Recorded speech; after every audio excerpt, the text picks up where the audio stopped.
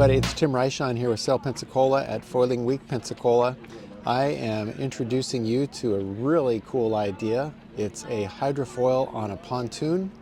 This is the VARA product, and I've got the founder of the company here, Mike Gable, to talk about it.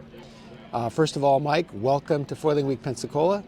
Hope you've had a good week so far. We have one more day to go here and some really smooth water. It looks like it'll be nice for foiling. I am super interested in your product because it is a way to bring foiling to the masses as I see it. So I'd love to hear what you have to say about the product, how you see it integrating into the environment, even the technology of it.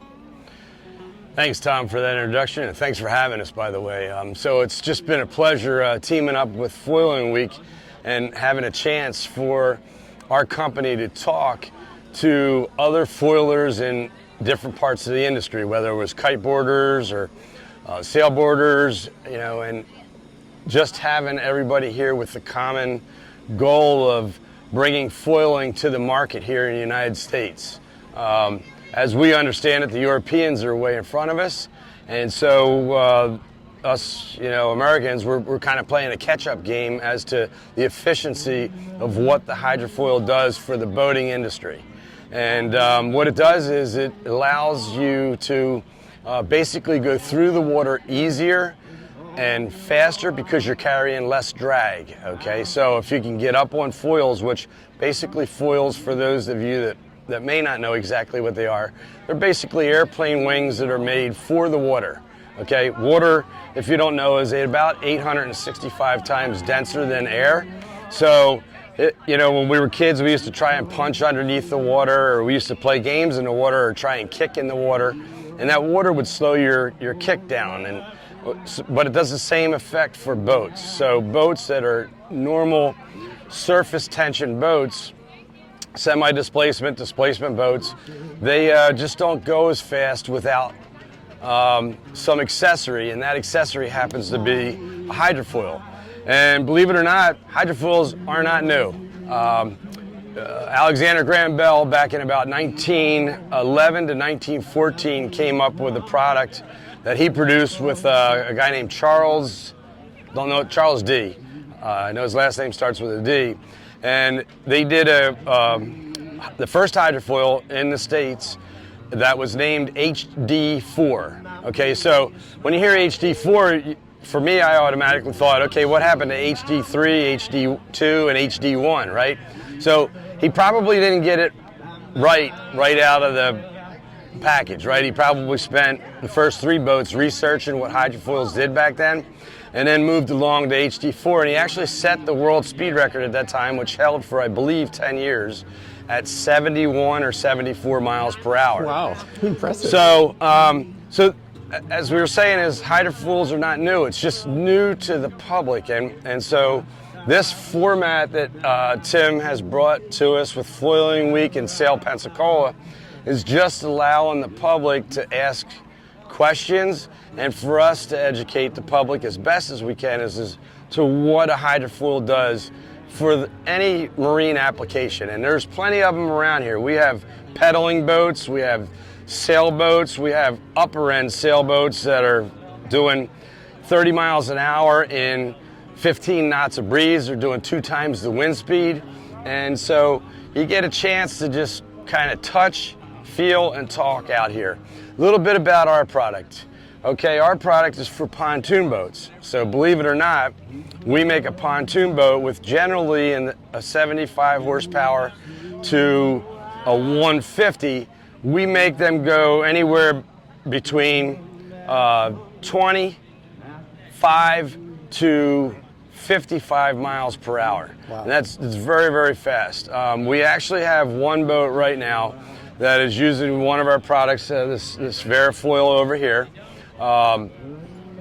He's doing 62 miles an hour, and he has reached, for those of you that understand, water boils on that wing that's underwater at about 62 miles an hour, 63 miles an hour, depending upon a couple things, but salinity, temperature, and just the shape of the foil.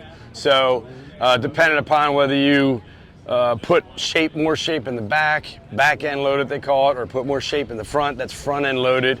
And then the leading edge design will also affect how the wall, they call it the wall when water starts to boil on the foil. And these are for subsonic sections. So subsonic sections are made for laminar flow on them, and when they cavitate or when they get air on them, they reach the wall and they actually become a liability so that they restrict your speed at 62 miles per hour. Wow.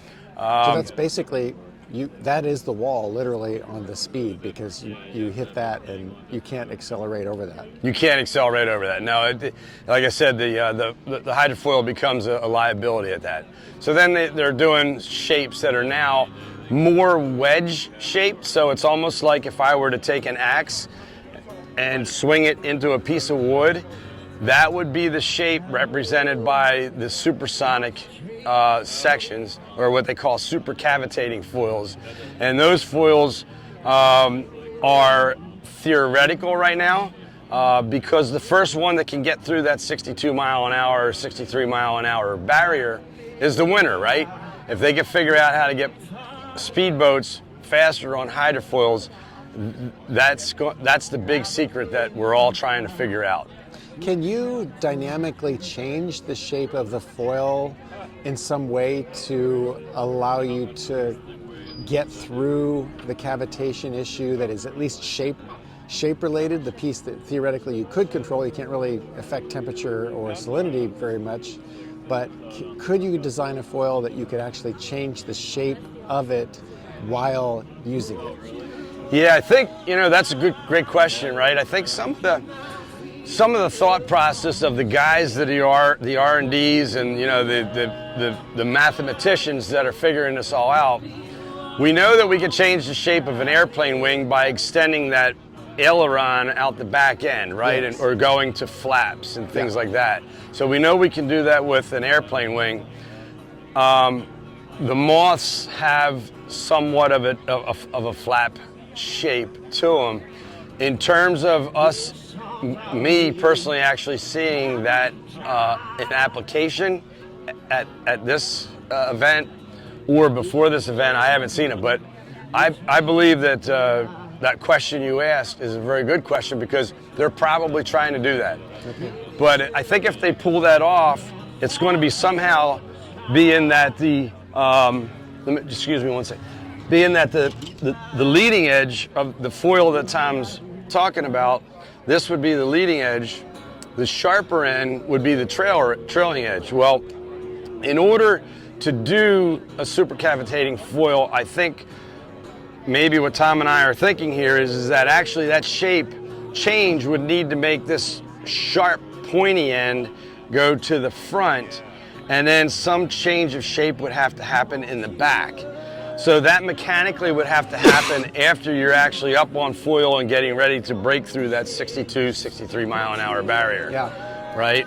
So yeah, I think that it possibly could be that's going to be how they do it, Or it could be some sort of a biplane effect where you have your subsonic foil down here and the subsonic foil starts to work, but above it is so you'd have the subsonic foil on the top, supercavitating foil on the bottom, and maybe a setback or even a set forward of where once the subcavitating foil comes out around 62 miles an hour, now you're on the supercavitating and able to still accelerate. Oh, very interesting. Okay, so those are ideas that I can tell you that are on the board. I can't tell you where they're on the board at, but I can tell you that there's going to be a way we get through this. It's just a matter of how and when. So right? 60 miles an hour, okay, that's fun, that's fast. Some people are going to want to do that, but for the average guy out on the bay with his pontoon, he's probably not too interested in going crazy fast, but range is probably more his question. So talk about the influence of having a foil on your pontoon and the effect on range with whatever propulsion you have. Another great question. That's a big part of foils for powered vessels. As you know, the Europeans have been using ferries that have hydrofoils, okay, and they've been doing that for a reason. Number one, it's very rough conditions usually over in Europe. It's always blowing or there's waves between, the 2 islands that they're going to.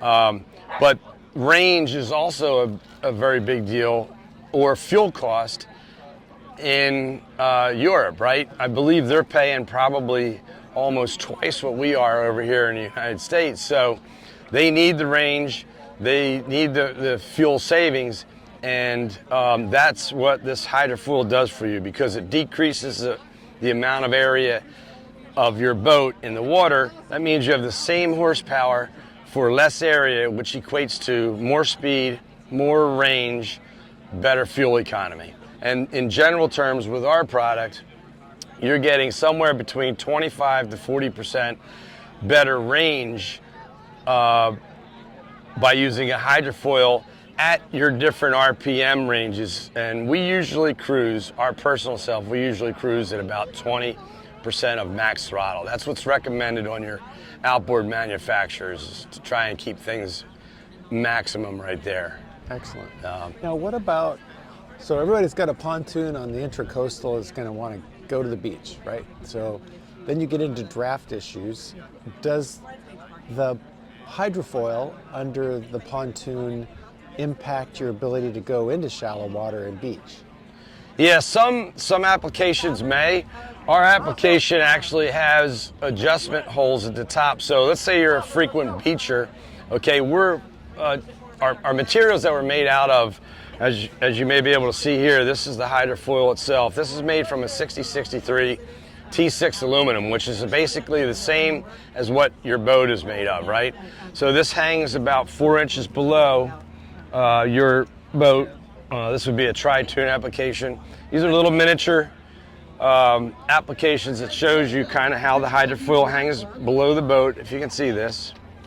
All right, and so the question that Tim had asked is that we keep this about 4 inches down from the hulls, but that if you're a frequent beacher and just want the beachability and not the performance of the foil, you want it like an all-around, you can raise the foil up to where you're only 1 or 2 inches below the hulls of your boat. Okay, but in terms of structure, what I started to say is, you can see the section of this. We are not worried about you driving us up onto a beach. Okay, it's just like, the only thing is do you want to nick this up if you're going over rocks, right, on your beach? And so generally what we do is we hear from our people that use our product. They will generally beach somebody and then pull the boat off a little bit, so that as power boats go by, your boat's not sitting there pounding on the HydroFoil and or the pontoons. What about the retrofitting? So if you already have a tritoon or a pontoon, is this something you add as an aftermarket accessory, or does it have to be built into the brand new construction? Yeah, this is something that goes to the person who has a pontoon or tritoon or power catamaran application. So it's an accessory that, say for a pontoon, is easily installed by somebody with normal everyday garden style tools. It's about a 2 to 3 hour install, okay? And that's the main HydroFoil that goes underneath and attaches to the beams of your boat. No less than 4 beams and no more than 5. So we have 5 beams on each side of our application, and we're fully adjustable, 24 inches front to back, adjustable 5 inches up and down, as I was speaking to you earlier. If it's down too far and you want to beach a lot, you can bring it up as a setting. And then we also have an angle of attack adjustment, which allows you to put more lift into it, just like somebody would do on an airplane taking off with a heavy crew. They may want more lift, so they'll put more flap on at takeoff. Is that angle of attack adjustment dynamic in the sense that after you install the rig, you can adjust that, let's say from the helm, or is it set up kind of for your style and kind of application?